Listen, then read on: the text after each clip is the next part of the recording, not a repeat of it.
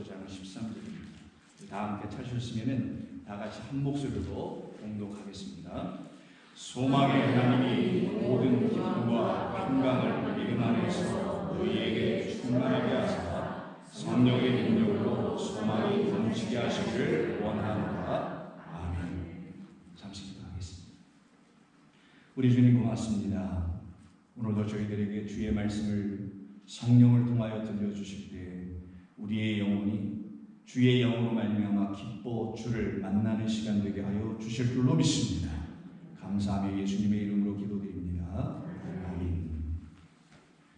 계속해서 로마서 강의를 하고 있는데요. 오늘은 147번째 시간으로 소망의 하나님 시리즈 4번째 시간입니다. 흰옷을 입은 그리스도의 신부가 되라 라는 제목으로 같이 말씀 나누며 은혜 받는 시간 되기를 원합니다. 흰옷을 입은 그리스도의 신부가 되라. 이게 이제 결혼식장에 가보면 여러분 신부들이 붉은 옷을 입고 결혼식을 잘 안 하죠. 물론 문화권마다 약간 차이는 있겠습니다만은 우리가 일반적으로 아는 것은 아마 흰 옷 혹은 흰 드레스가 아닐까 생각이 됩니다.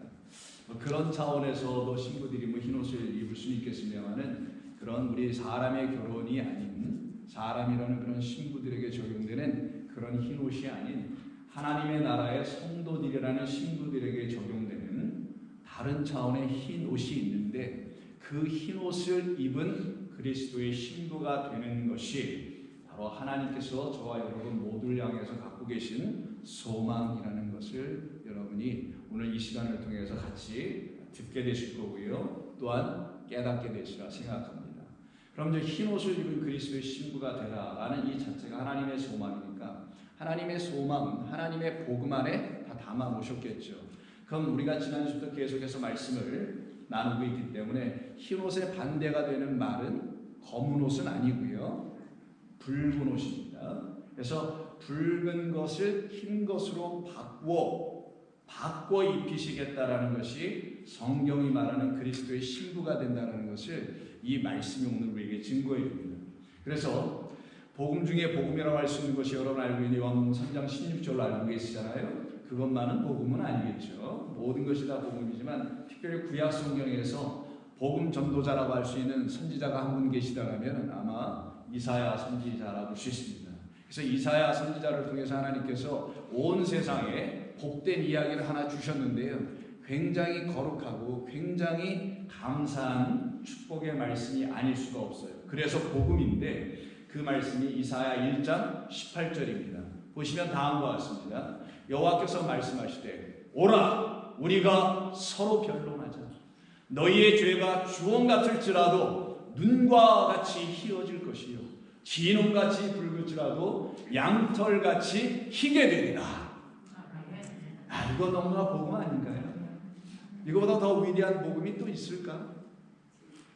정말 복음 중에 복음입니다.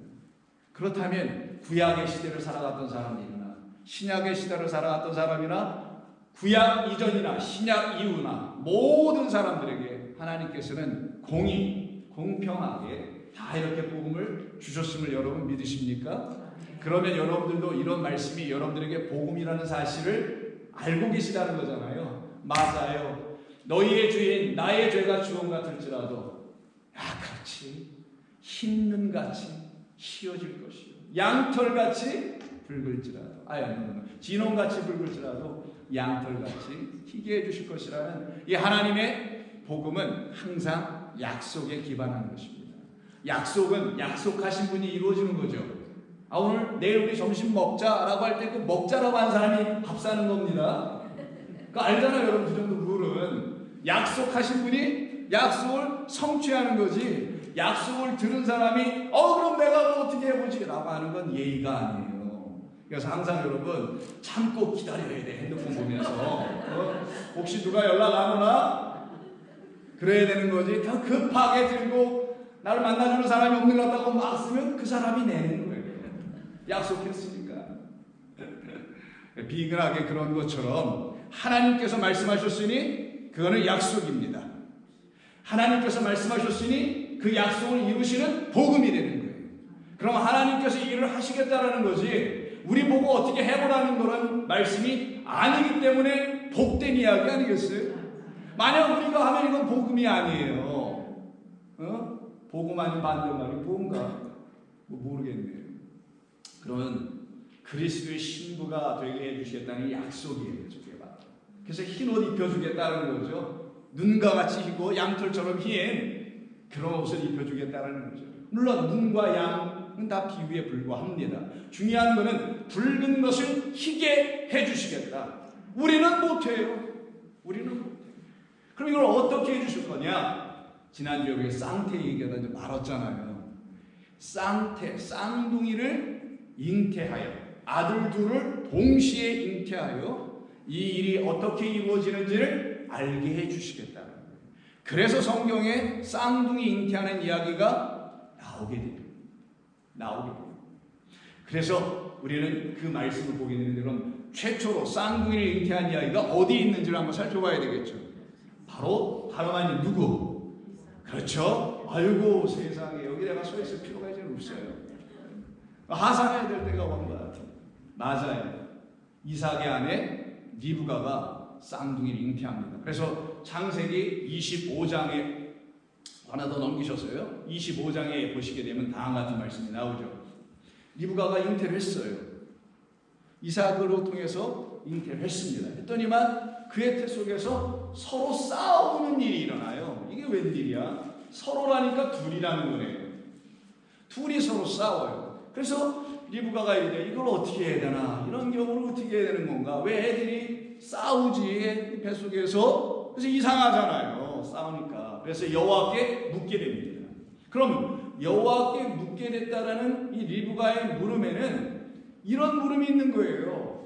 왜 내 안에서 둘이 싸우는 거지? 라는 걸 물어본 거지. 애들들이 왜 이렇게 쌈박질하고 그러는 거야? 라는 게 아니라는 거예요. 이 말을 구분하시겠습니까? 여러분 안에나 리브가 안에나 누구 안에나 다 할 것 없이 바로 이렇게 둘이 싸우는 일이 있다라는 걸 가르치기 위해서 쌍태를 잉태하게 하신 것이고 그렇게 싸움 끝에 어떤 일이 결론적으로 벌어질 거 아니겠냐는 거죠. 그걸 통하여 우리가 어떻게 하나님의 거룩한 그리스도의 신부가 되는지를 가르치시겠다라는 게 성경이 우리에게 주신 말씀인 겁니다. 그럼 내 안에서 왜 싸우는 거지? 물어본 겁니다. 그랬더니 하나님께서 이렇게 답변을 주십니다. 여호와께서 그에게 대답해 주시기를 너희 안에는 아들 둘이 있는 게 아니야. 두 국민이 있단다. 내 태중에는 두 민족이 지금 있는 거야. 내 복 중에서는 이 두 민족이 서로 나누어져 있지. 둘이 하나가 되지 않았지. 될 수도 없거니와 둘은 나눠지게 돼. 그래서 이 족속이 저 족속보다 강한 것을 너는 알게 될 거고 나중에 더 나아가서는 큰 자가 어린 자를 지배하는 게 아니라 오히려 섬기는 것을 내 안에서 알게 될 거야. 그래서 리브가라는 아내, 잉태한 그 안에서 일어났다는 것은 이 자궁 안에서 일어났다? 그게 아니라 리브가라는 마음, 그 사람의 마음 안에서 일어날 일에 대한 이야기를 한 거예요.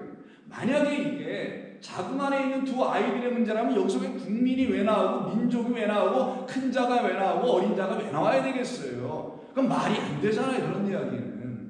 그러니 이 말은 저와 여러분들 안에 모든 사람들 안에 사실은 다 일어나고 있는 일인데 이거를 모르기 때문에 그냥 지나치거나 아니면 일어났는데 이게 정확히 뭔지 몰라서 그냥 넘어가거나 했었던 것뿐입니다. 이거는 그리스도의 신부가 되어야 할 모든 사람들 안에서 일어나게 될 일인 거예요. 그래서 성경을 겉으로 읽으면은 큰일 나는 거예요. 하나님의 말씀은 진리로 읽어야 돼요. 뜻으로 읽어야 돼요. 그 목적하신 바대로 읽어야 돼요. 거기서 벗어나면 위험해지기 시작합니다. 자, 그래서 다음 보시면은 그가 해산할 기한이 차가지고 애를 낳는데 쌍둥이가 있었다고 되어 있어요. 말 그대로 쌍태입니다. 먼저 나온 자는 여기서도 뭐래요? 붉다고 하네. 이게 웬일이에요? 먼저 나온 아들이 이게 붉어요. 전신에 털이 많고 그래서 이름을 에서라는 말은 붉다라는 의미에서 나온 말입니다. 털 때문에 나온 말은 아니에요. 그리고 그 위에 아우가 나오는데 그 아우는 형의 뒤에 발목을 이렇게 붙잡고 나와요. 그래서 야곱이라는 문자적 이름, 발뒤꿈치를 잡았다라는 뜻이라죠. 그래서 이름을 이렇게 지어줬습니다. 그러면 우리는 알 수 있게 됩니다. 리브가도 붉은 아들을 갖게 됐고, 라합도 붉은 줄을 메고 있었고, 그리고 오늘 본문에서 우리가 좀 다루고 있는 다말도 그렇게 되지 않을까요? 잘 여러분 이해하셔야 됩니다. 오늘 설교 어려울 거니까 집중하시고. 자, 리브가도 라합도 왜 쌍태를 잉태해야만 했을까? 이것이 여러분들이 먼저 알아야 될 내용이에요. 그래야만이 왜 그리스도의 신부가 되는지를 알 수 있기 때문입니다. 자, 그래서 다음과 같은 이유로 하는 거예요. 왜 쌍태냐? 쌍태는 씨가 두 개가 들어왔다는 거예요. 씨 하나로 아들 둘 못 가져요. 그런 얘기는 없어요. 씨 두 개가 들어와서 아들 둘을 갖는 겁니다. 그러니 그걸 쌍태라고 해요. 근데 성경에서 씨는 반드시 하나님의 말씀이라는 걸 전제한 씨지, 그걸 가르치기 위해서 사람의 씨를 가지고 설명한 것 뿐이라는 걸 여러분 다 아시니까 이 말의 의미를 알아야 되는 거예요. 자, 씨가 둘이다, 아들을 둘을 가졌다는 말은 전에 우리 안에 거짓의 아비 옙뱀이라는 에덴 동산에 그 자가 있었죠. 그 자는 지금도 살아 있습니다. 그 자가 주었던 씨가 무엇인지를, 그리고 이제는 지금은 우리 안에 참되신 아버지 하나님께서 우리 모두에게 주시고 있는, 이미 주셨지만 주시고 계신 그 씨가 무엇인지를 알게 해주시려고 쌍태를 주는 거예요. 그래서 쌍태가 들어오는 거예요. 그래서 첫 번째 것과 나중 것, 장자와 차자라는 이 순서를 놓고 첫 번째로 먼저 가진 아들은 붉은 아들이요, 뒤에 나온 아들은 그 붉은 것을 희게 할 아들이라는 걸 가르쳐 주기 위해서. 그런데 이 모든 걸 가르쳐 배운 사람이 누가 되겠어요? 이 두 씨를, 두 아들을 잉태한 사람이 되어야 되겠죠. 그럼 그 잉태한 사람을 누구라고 하냐, 이걸 다 깨달아 알게 되면 이젠 그리스도의 신부가 되는 거예요. 이 과정이 지나가야 되는 거예요. 하나님이 무엇을 말씀하시는지 깨달아가는 가는 과정이 필요했던 겁니다. 그래서 전에와 지금으로 나눠지는 거예요. 예전 것과 새 것으로 분리가 되기 시작하는 겁니다. 그렇게 하신 그런 이유가 뭔지 한번 봐야 돼요. 다음 보세요. 왜 이렇게 하신 것이냐? 거짓과 진리를 가르쳐 주려고 한다. 참된 것과 참되지 않은 것이 무엇인지를 이 두 아들을 갖게 해주시는 과정 속에서 가르치려고 했던 것뿐입니다. 성경은 이런 얘기를 하는 거예요. 여러분 생각 좀 해보자고요. 왜 사람이 아들 하나를 가져야지 왜 둘을 갖지? 참 신기하다. 이런 생각 안 해봤어요? 물론 바빠서 안 하실 수 있겠지만 좀 신기하지 않아요? 왜 하나를 갖는 건데 일반적으로는 거의 대부분이 왜 쌍태도 낳지? 왜 쌍둥이가 있지? 좀 이상하다 생각 안 해보셨어요? 오늘부터 하시자고요. 그러면 이유가 있어서 그런 거예요. 하나님은 가르치는 거예요. 하나는 항상 둘을 가지고 설명하는 거예요. 하나가 되기 위해서는 둘이 필요해요.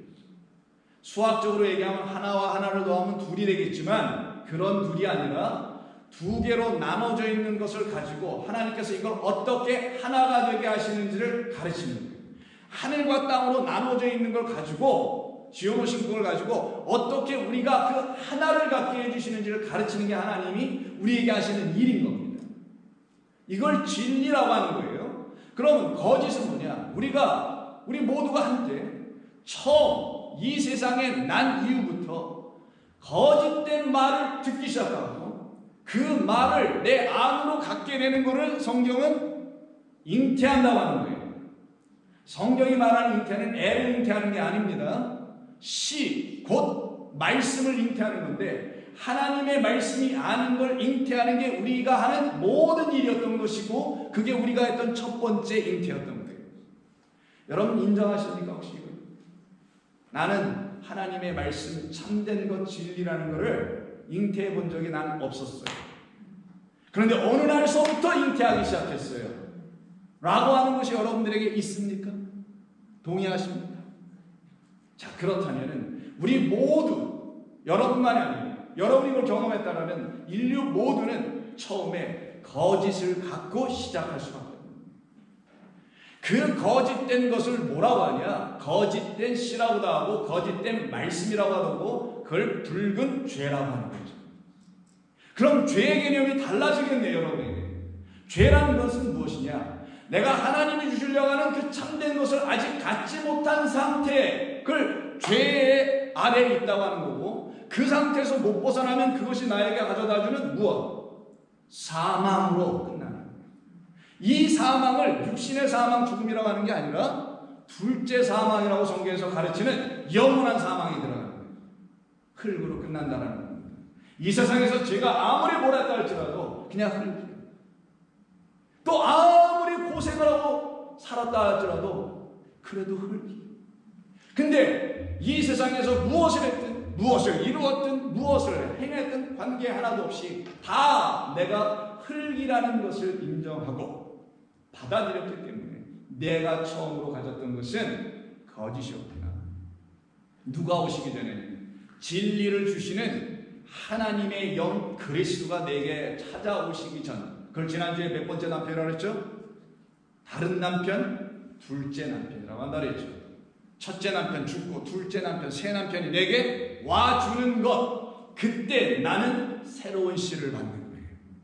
그 새로운 씨로 잉태한 그 말씀을 진리라고 하고, 그 진리는 어떻게 잉태되냐? 성령인 진리의 성령으로만 잉태하게 되는 거고, 잉태한다는 것은 하나님의 말씀을 받아들이고 인정하고 고백하는 것이니 그때 믿음이라는 것이 여러분 안에 들어오기 시작합니다.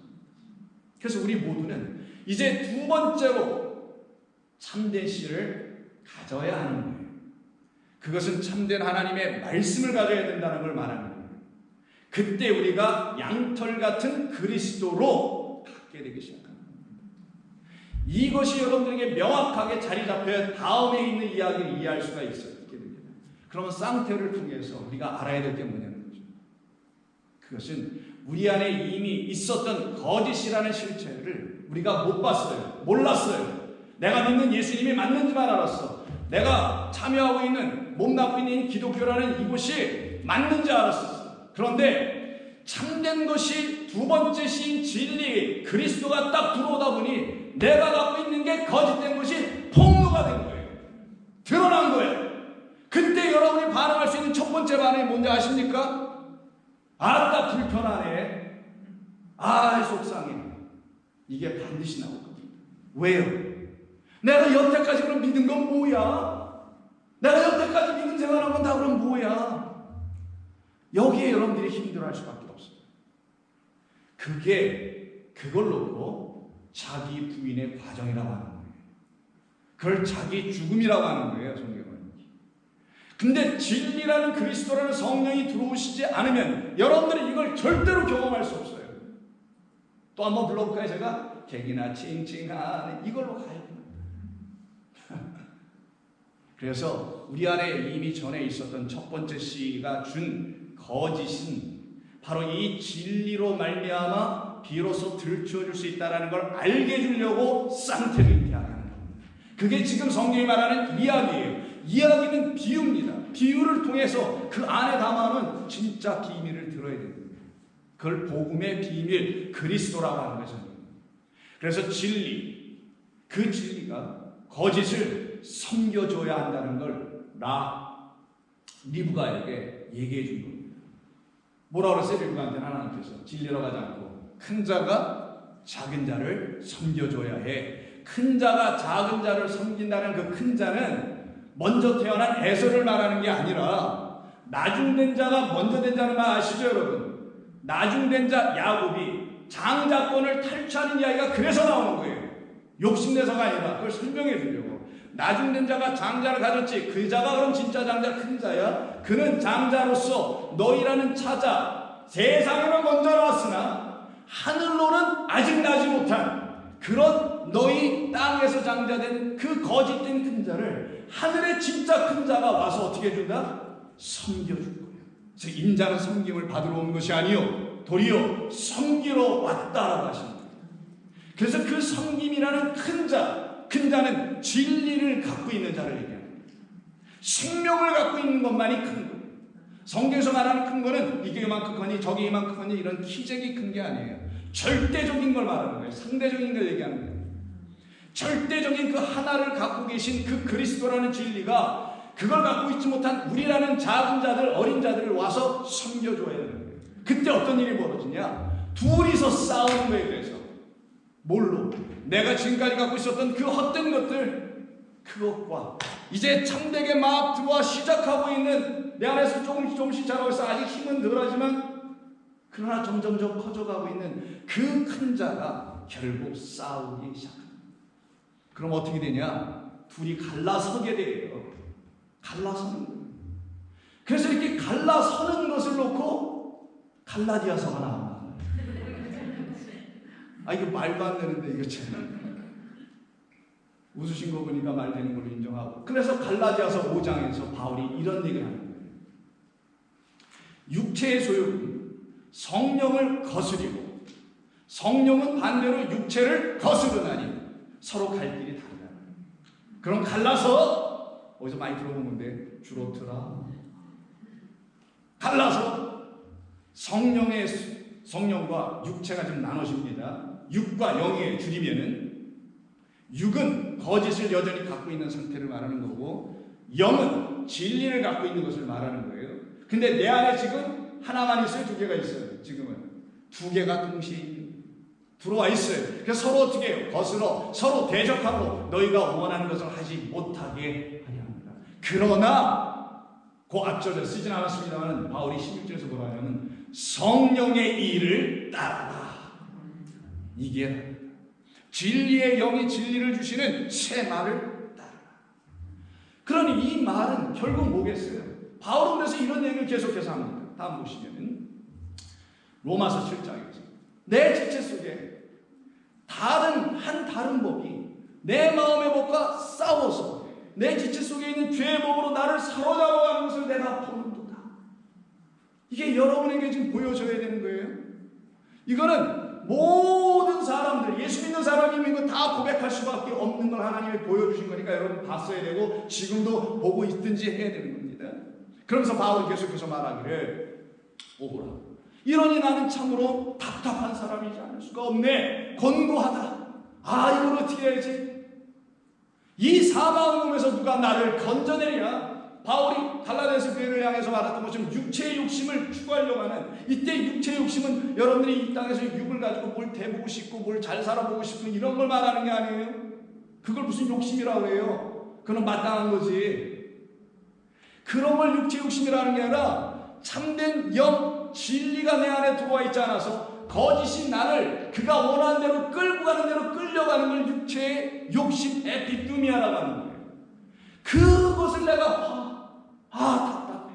아직도 내게 그게 있어. 우리말로 미치겠구나. 이런 상태가 있는 거예요. 여러분들이 이걸 믿음 생활에서 경험을 했었어야 되는 거야. 지금까지 이런 게 없었다면 지금 하면 되는 겁니다. 내게 이런 게 사실 있었었지. 근데 이런 게 있는 줄 난 모르고 살아왔지.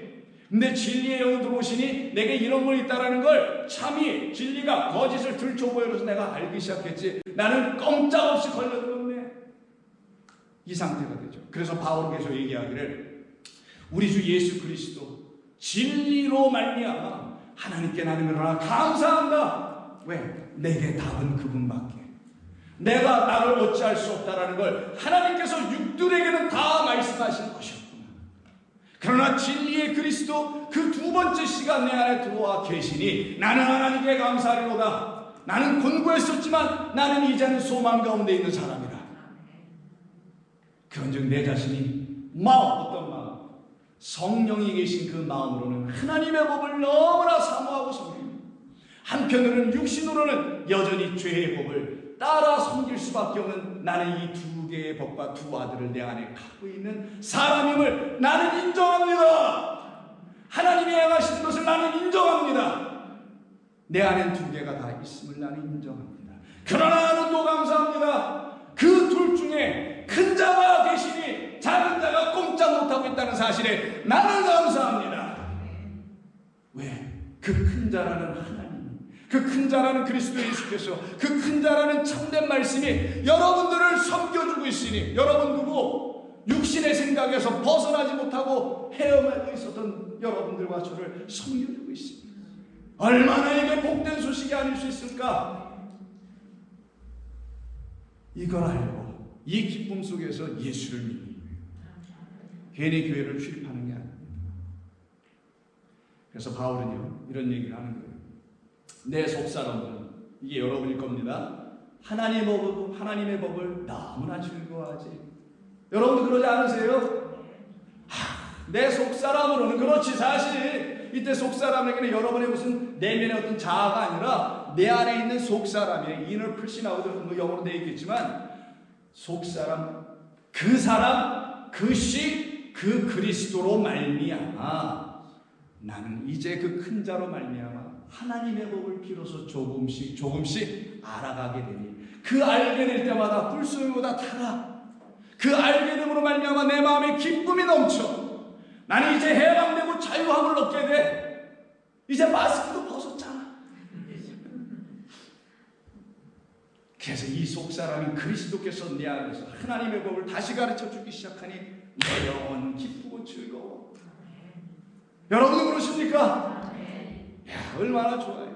그런데 이런 하나님의 거룩하고 이 깊고 오묘하고 비밀스러운 이런 얘기를 하지 않고 아니 이 세상 얘기를 강단에서만 하고 있으면 어떡할 거냐고요. 그럴 시간도 우리는 없지만. 그래서 제가 알기로 여러분 중에는 그런 것이 싫어서 이 좋은 게 출석하시는 분들이 계신 줄로 압니다. 여러분, 우리는 하나님의 말씀을 듣는 하나님의 백성들이에요. 세상에 속한 자가 아닙니다. 우리는 그리스도에게 속한 신부들이에요. 여러분들이 그 놀랍고 귀한 그런 존재들이라는 사실을 하나님을 알려주고 싶으셔서 우리로 하여금 흰옷 입은 그리스도의 신부로 만들어 가시고 계시다는 거예요. 그러니 여러분 이걸 다 아시게 되니 다음의 말씀을 여러분 다 깨달을 수 있는 거예요. 그래서 바울은 9장에서 로마서 9장에서 리브가에게 이르셨던 그 말, 내 복중에서 둘이 왜 싸우는지 아니? 이건 이거였던 거야 라고 바울이 깨달은 거예요. 큰 자가 어린 자를 섬기리라 하셨나니 기록된 바 내가 야곱은 그래서 사랑한 거야. 왜? 야곱은 둘째였지만 장자, 큰 자, 진리를 가진 자, 약복강에서 부러지고 하나님 만난 자, 다시 살아난 자. 그래서 그 야곱이 그 어린 자 형을 은혜로 섬겨주니 내가 그 야곱을 어찌 사랑하지 않을 수 있어? 에서는 내가 미워했지. 하신과 같으니라. 그러니까 큰 자는 먼저 태어난 자를 말하는 게 아니라 하늘로 태어난 자, 진리의 말씀을 갖고 있는 하나님의 아들들을 얘기하는 거니 여러분이 올시라. 아이고, 여러분이에요. 아, 저거는 난데 라고 얘기해야지. 저 사람은 누군고? 아, 이러면 안 되죠. 그래서 여러분 오늘 본문으로 다시 가서 다음 슬라이드 보여주세요. 그래서 예수님께서 마태복음에서 23장에서 이런 얘기를 하시는 거예요. 너희 중에 큰 자는 너희를 섬기는 자가 되어야 하는 거야 라는 말씀을 그래서 하신 거예요. 좀 힘 있고 돈 있고 능력 있고 사회적인 권위 있고 많이 배웠기 때문에 그렇지 못한 분들 섬겨주라는 말이 아니에요. 그거는 오히려 티를 더 내기만 하지 그런 게 아니라 하나님의 생명의 말씀 진리를 갖고 있는 큰 자, 하나님의 나라에선 반드시 그렇게 하나님의 것이 된 그 큰 자만이 그렇지 않은 자들을 전심을 다해서 섬겨주는 겁니다. 야곱처럼 하나님의 은혜와 진리를 알게 된 그런 여러분들에게 작은 이하에서부터 어린아이에 이르기까지 다 그래야 되는 거 아니에요 우리가? 그래서 예수님께서 마태복음에서 이 말씀하시고서는 같은 마태복음 다음에 보시면 비유로 설명하시는 이야기가 탁 나와요. 너희 생각에는 어떠하냐? 어떤 사람에게 두 아들이 있는데 두 아들입니다. 맏아들에게 가서 이르되 예 오늘 포도원에 가서 일하라 하니 그 아들이 다음과 같이 반응하기를 대답하여 이르되 아버지 가겠나이다 하더니 가지 아니하고 이게 맏아들이었다라는 거예요. 그런데 둘째는 어떻게 하냐? 아들에게 둘째 아들이 가서 또 그와 같이 말하니 대답하여 그가 이르기를 실소이다라고 조금에 얘기했어요. 그러다가 그 위에 누이치고 갔으니. 이건 비유입니다. 어느 집안에 못된 아들과 착한 아들 둘을 얘기하는 게 아니에요. 이건 비유예요. 자, 그랬더니만 우리 주님께서 뭐라고 하시냐? 그 둘 중에 누가 아버지의 뜻대로 행하였느냐? 만이면 다 똑같이 대답할 거예요. 둘째죠 라고 대답하겠죠. 비유의 이야기를 듣고서 다 그렇게 대답할 수 있어요. 그러니 둘째입니다라고 대답을 했네요. 예수께서 그때 그들에게 이르시되 여기서부터 진리를 얘기하십니다. 내가 너희에게 진실로 진리를 이야기해 줄 텐데 너희에게 이르노니 세리들과 창녀들이 너희보다 먼저 하나님의 나라에 들어갈 것이다 라고 하여 갑자기 세리와 창녀를 얘기하세요. 그럼 세리와 창녀는 이 이야기 비유 속에서 첫째 아들, 둘째 아들. 이게 어려워. 둘째 아들이겠죠. 그게 둘째 아들이야. 그래서 둘째 아들, 뉘친 아들이라고 지금 이야기 속에서 말했던 그 아들이 바로 누구라고? 세리와 창녀들이다. 여기서 갑자기 창녀가 나오네요. 라합도 창녀, 다말도 창녀처럼 보여줬고, 창녀가 툭 나와 하나님 나라에 들어가요. 어떻게? 그들은 아버지의 뜻을 뒤늦게 알았기 때문에 처음에 몰랐으니까 안 할게요, 못하겠어 했다가 뒤늦게 하니까 어떻게 해요? 해야죠. 근데 마다들은 처음부터 몰랐고 자기가 모르는 것을 끝까지 주장하다가 결국은 안 해버린다. 근데 둘째 아들은 처음에는 몰랐지만 나중에는 알아. 왜 처음에 몰라요? 처음에 우리가 이렇게 한 건 거짓의 말이었기 때문에. 그러나 진리의 영이 들어오셔서 다시 새로운 말씀을 내게 뿌려서 잉태하게 하니 그때 진리로 하나님의 말씀을 들어보니 알겠어 이제는. 그러니 아버지의 뜻이 그런 거군요. 성경이 말하는 뜻이 다 그런 거였군요. 그렇고 아버지의 뜻, 하나님의 뜻을 여러분이 알지어다. 그때 여러분이 어떻게 돼요? 이 말씀이 여러분들을 살려내는 말씀인 줄 알고 이 말씀, 겉의 말씀 문자가 아닌 기독교가 전통 2000년 몇천 년 가운데서 만들어온 그런 것들에 순종하는 게 아닌 그 뜻에 순종할지어다가 돼요. 그렇게 되는 겁니다. 그걸 얘기하시려고 하는 거예요. 착하게 살라, 조폭들아 이 얘기하신 게 아니라 그러니 둘째 아들처럼 그대로 행한 야곱처럼 그대로 행하는 자들이 누구더라고요? 창녀들이었다. 한때 창녀였다라는 거예요. 그러면서 계속 말씀하시기를 요한이 의의 도로 너희에게 왔거늘 너희는 그를 믿지 아니하였으되 세리와 창녀는 그 의의 말씀을 믿기 시작했다. 너희는 이것을 보고도 끝내 미쳐 믿지 아니하였으나 이 창녀들은 믿게 되었으니 더 이상 창녀가 아니다. 누구다 이제는 그럼? 참된 씨를 갖게 된 하나님의 거룩한 신부다. 여러분 신부되어 계십니까? 여러분 신부라는 걸 확신하십니까? 이거 확신 없으면 계속 교회 나오셔야 돼요. 그것 때문에 교회 나오는 거예요. 매일매일 쌓아가는 거예요. 매일매일 조금씩 안 나오고 그러는 게 아니라 신부가 되는 겁니다. 그러니 다음 슬라이드 보세요. 누가복음 15장 21절에서 둘째 아들을 얘기하는 얘기입니다. 우리가 또 피해갈 수가 없죠. 그 집도 아들 둘이 있어요. 아시잖아요. 여러분 탕자고 잘못 알고 있었던 탕자가 아닌 그 아들이 있었는데 둘째 아들이 결국은 어떻게 해요? 다시 아버지께로 돌아가죠. 그때도 똑같이 어떻게 합니까? 뉘치고 돌아갑니다. 그랬더니만 이 아들을 아버지가 반성문 써서 가져와 임마 라고 하지 아니하시고 그대로 받아주시네. 그러면서 놀랍게 이런 일을 해주세요. 너 이제 내 아들이구나. 너 돌이켜온 세리 창녀와 같은 두 번째 내가 너에게 다시 준 생명과 은혜를 가르치는 시인 거룩한 말씀을 이제 내가 안으로 갖고 있는 내 아들이구나. 그러니 너는 내게로 올 수 있지. 그래서 그 아들에게 이걸 확 줘버립니다. 다음에 이것이 아버지는 종들에게 이르되 제일 좋은 옷을 입혀라. 그리고 그 손에 가락지를 끼우고 발에 신으시라.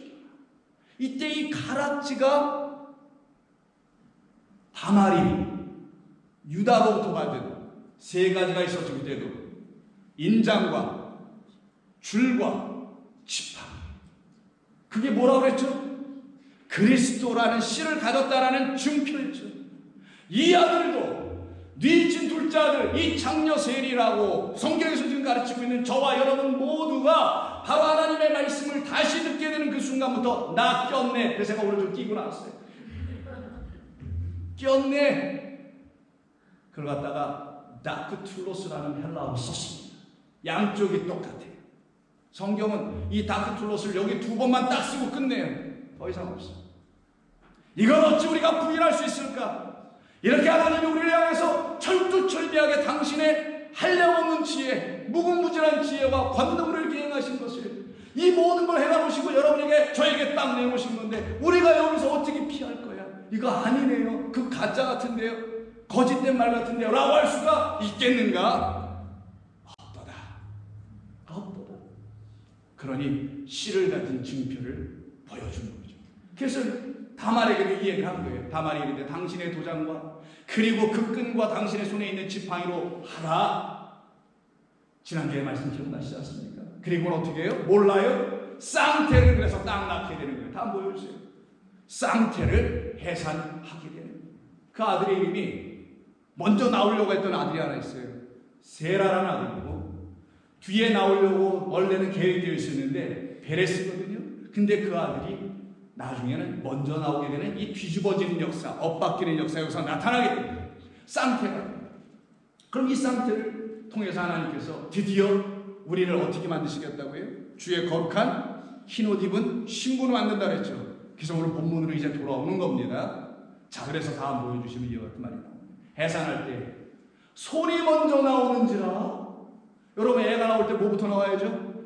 그치, 머리부터 나오죠. 근데 손이 나와.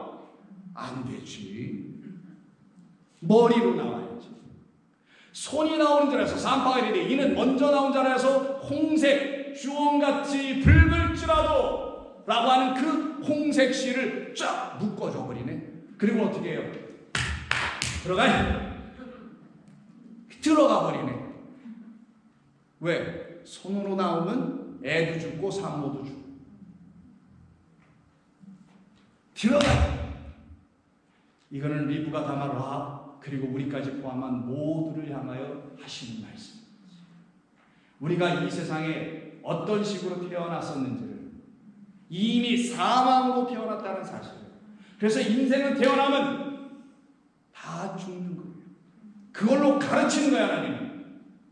참 생명과 참 죽음이 뭔지를 알려주는 거. 그리고 다음에 보시면 30절에서 이런 얘기를 합니다. 그의 형 곧 세라죠. 사실은 그 손으로 나왔던 그는 땅의 장자를 말하는 건데 그 형 곧 손에 홍색 실을 갖고 있는 자가 뒤에 나오고 그의 이름을 그래서 세라라 불렀더라. 그 땅의 장자가 바로 붉은 것을 갖고 있는 우리라는 첫째 이 땅에서 한번 태어난 아담들이요. 그나는 들어가 진짜 큰 자가 먼저 머리를 뒤밀고 나와서 그가 너 작은 자 뒤늦게 나온 애를 섬겨줘야지. 하늘에서 먼저 난 자가 땅에서 난 자를 그 어린 자 작은 자를 섬겨내야만이. 너 손으로 안 나오고 그때 뭘로 나와 너도? 그렇지. 교회는 그리스도의 머리입니다. 성도가 가져야 될 머리 곧 그리스도. 그 머리로 나오신 그리스도가 여러분을 통하여 나오고 있는 이야기를 좀 쓰고 있는 거예요. 그래서 오늘 제가 어렵다고 말씀드렸어요. 이걸 잘 이해해야 된다고. 감사하게 녹화하니까 내일 또 그러세요. 땅의 장자 붉은 첫째 아담을 하늘의 장자인 둘째 마지막 아담 완성 더 이상 없다. 이것으로 바꾸시려는 하나님의 약속 때문에 지금 이 일을 펼쳐 하나님은 나가시고 계셨던 겁니다. 근데 우리 인간들이 몰랐던 거고 무시해버렸던 거고 에이 뭐 그냥 예수 잘 믿다가 헌금 열심히 잘하고 천국 가면 되지. 예, 헌금은 좀 열심히 해주세요. 천국은 내가 모르겠지만 난 그 조금만 취하더라. 그런 거겠어요? 예수 믿는 일이? 아닙니다. 그런 게 아니에요. 상황만 보시죠. 그래서 이사야 선지자가 다시 이야기하는 거예요. 너희 죄가, 우리 다 함께 한번 읽어볼까요? 너희의 죄가 주홍 같을지라도 눈과 같이 희어질 것이요 진홍같이 붉을지라도 양털같이 희게 되리라 하는 말이어서 너 붉은 자잖아. 너 그거 갖고 나오면 안 되지. 내가 너를 눈과 같이 양털같이 흰 둘째 아담 그리스도로 말미암아 너를 희게 해줄 거야. 희게 해줄 거야. 이것이 아버지의 소원인 거예요. 저와 여러분을 향한 하나님의 변함없는 쉼없는 소망입니다. 그럼 이 소망으로 우리가 어떻게 돼요? 다음과 같이 되는 거예요. 그러면 둘째 아담이 정말 희어야 될 거 아니겠어요? 그래서 계시록에 이 말이 나와요. 그리스도 예수 둘째 아담 이렇게 성경은 미리 다 보여준 겁니다. 촛대 사이에 인자 입고 그리스도 같은 이가 발에 끌리는 옷을 입고 가슴에 금띠를 띠고 그의 머리와 털이 희기가 뭐 같고 양털 같고 그 눈이 아니라 흰 눈 같으며 그의 눈은 불꽃 같다. 그러면 그의 짝 우리도 이래야 뭐 짝이 되는 거 아니에요? 그래서 그 짝을 요한계시록에서 14만 4천이라고 말하죠. 그 14만 4천을 기록한 7장을 가서 보시면 다음 같은 말이 나오는 거예요. 4절 내가 인침을 받은 자의 수를 특히 이스라엘 자손의 각 지파 12지파에서 12,000씩 막 나와. 그래서 14만 4천이더라. 이들이 도대체 누구인지가 모르겠어. 사도 요한은 처음 봐. 환상 가운데서 누군지 모르겠어요 라고 물어보게 돼. 그래서 다음에 보시면 이런 대화가 나옵니다. 이들이 어디서 나오냐? 각 나라와 족속과 백성과 방언 온 세상에서 나온다라는 거예요. 곳곳에서 하나님의 영을 거부하지 않고 받아들인 그 새로운 시인 그리스도를 영접한 사람들은 저렇게 다 나온다는 걸 나라와 족속과 백성과 방언이라고 표현하는 것이고, 그런데 이들의 수는 능히 아무도 셀 수 없을 만큼 큰 무리더라. 그런 무리가 나와서 전부 다 흰 옷을 입고 서 있네. 종려가지를 들고 보좌 앞과 어린 양 앞에 서 있네. 이들이 입고 있는 옷이 흰 옷이 아니에요. 그리고는 다음에 보시면 더 놀라운 일이 있습니다. 장로 중 하나가 이 사도 요한에게 묻습니다. 너 대답 좀 해봐라. 이 흰옷 입은 자들이 누구며 이들이 어디서 왔는지 너 아느냐? 물으니 요한이 이렇게 대답합니다. 내가 말하기를 내 주여 당신이 아시나이다 하니 그가 나에게 이르되 이들은 이 흰옷 입은 이들은 큰 환난에서 나오는 자들인데 무슨 환난? 여호와께서 행하신 전쟁, 내 안에서 싸운 둘의 전쟁, 참된 것과 거짓된 것이 만나서 치고받았던 그 전쟁. 여러분이 하나님의 말씀을, 거룩한 진리의 말씀을 들으면 그 순간부터 여러분들 안에서는 전쟁이 시작될 게 분명히 맞아요. 안 일어났다면 안 받아들였다는 거예요. 받아들였으면 반드시 일어나게 되는 과정이 있습니다. 그리고 그 전쟁이 완전히 끝나면 평화. 그때는 여러분들은 더 이상 싸움이 없어요. 끝난 거예요. 그때는 더 이상 그런 건 있잖아. 근데 만약 그런 것조차도 없는 사람이라면 반드시 이 과정은 지나가야 돼. 그걸 쌍태를 잉태하는 과정이라고 하는 거고, 그때 여러분 여호와의 전쟁이 여러분 가운데 일어나는데 그 전쟁은 무슨 전쟁을 하냐? 무슨 칼로 하는 전쟁이 아니요, 전신갑주라는 성령으로 말미암아 하는 전쟁이 오시다. 그 전쟁이 여러분 안에서 떨어져 역사하면 전쟁은 누구에게 있다? 내게 있도다 하시는 것이 그런 뜻입니다. 나라는 진리의 영이 너희라는 육에 들어가서 너희를 내가 섬겨주는 이 전쟁을 통하여 너희의 육적인 모든 생각이 나의 성령의 검에 의해서 전부 다 날아가 버리죠. 멸망당하죠. 그걸 환난이라고 하는 거예요. 그 환난에서 나오는 자들인데 이들은 전부 다 어린 양의 피에 그의 옷을 씻어 자기들의 붉은 것을 보혈의 피, 진짜 붉은 것으로 씻어버리니 자기의 붉은 것이 보여야 안 보여. 이제 오직 보이는 건 그리스도의 보혈 피밖에 안 보여. 내가 졌다는 붉은 죄, 그건 안 보여. 이제 오직 보이는 건 그리스도의 보혈이라는 물, 피, 성령만이 보이는 것입니다. 그것이 그들에게 보여지니 나는 이제 그 피로 내 옷을 깨끗하게 빨 수가 있네. 이걸 문자적으로 이해하면 이게 어떻게 희게 되냐고요? 벌겋게 되지. 이게 하나님의 영이라는. 그래서 물, 피, 성령 이 셋의 합은 하나다라고 요한일서 5장에서 말합니다. 이것이 아버지의 소망이었으며 이 진리를 믿는 것을 믿음이라고 합니다. 뭐 예수 믿어요? 이걸 믿겠지 물론. 그런 단순한 말이 아니에요. 예수 믿는다는 건. 이걸 믿는 것을 진짜 믿음이라고 합니다. 그래서 갈라디아서 3장에서 바울은 이야기를 합니다. 너희가 이제 다 믿음으로 말미암아 그리스도 예수 안에서 하나님의 아들이 되었으니 누구든지 그리스도와 합하기 위하여 세례를 받는 자는, 아까 우리 권사님 마음의 할례 얘기하셨는데 그걸 할례라고 합니다. 그리스도와 함께 합하기 위하여 죽는 세례 할례를 받는 자는 이제 그리스도로 온 이것을 깨끗한 주의 백성 되었다라는 것으로 하나님의 백성들은 하나님의 말씀을 깨끗하게 하시는, 거룩하게 하시는, 참되게 하시는, 살아있게 하시는 말씀으로 영접한 하나님의 신부들입니다. 그들은 요한계시록이 말한 것처럼 그 먼 훗날 그걸 잊고 어디 서 있는 게 아니라 지금 이곳에서 이미 있고 주님을 영접한 사람들입니다. 그들이 하나님께 영광 돌리는 것이죠. 그럼 남은 아들이 하나 있네요. 그래서 남은 아들 하나를 볼까요? 어떤 아들이 남아있냐? 이 아들이 하나 남아있어요. 넘겨주세요. 쌍태였잖아요. 그 아들의 이름이 뭐라고 그랬죠? 베레스. 베레스의 이름이 뭔지 한번 보겠습니다. 38장 29절을 보니까 그 손을 도로 뒤로 내밀어 들어가게 했죠. 그 아우가 나옵니다. 그 나오는지라 머리로 나오겠죠. 산파가 이르기를 내가 어찌하여 터뜨리고 나오느냐. 뭐를 터뜨려요? 어머니의 자궁의 문을 터뜨리고 나오네. 그 문을 뭐라고 하냐? 성경은 하늘의 문이라고 하는 거예요.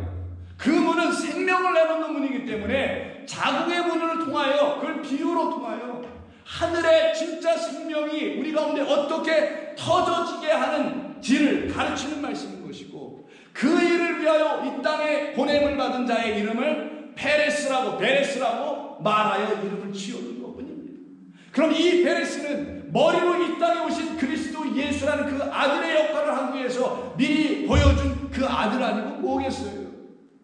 그래서 그 이름을 베레스라고 불렀더니 베레스는 파라스라는 말에서 나온 건데, 문을 열다, 터뜨리다, 퍼져나가다. 이 베레스에 대한 이야기는 다음 주에 다시 말씀을 나누도록 하겠습니다. 기도합니다. 하나님 고맙습니다. 오늘 저희들에게 들려주신 이 말씀을 통해서 모든 성도들의 마음에 평안이 있게 하여 주옵소서. 주님은 옳습니다. 주님은 의로우십니다. 주님은 맞습니다. 나 같은 자를 살리시기 위해서, 나 같은 자에게 영원한 생명 주시기 위해서 하신 모든 일이니 맞습니다라는 고백으로 다들 평안케 하여 주옵소서. 예수님의 이름으로 기도드립니다. 아멘.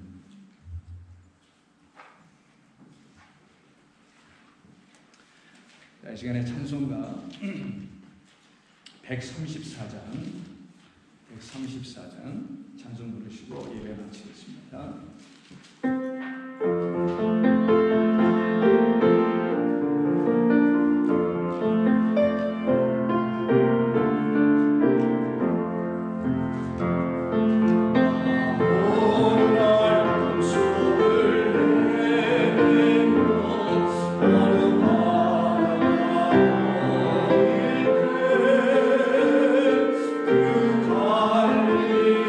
오시니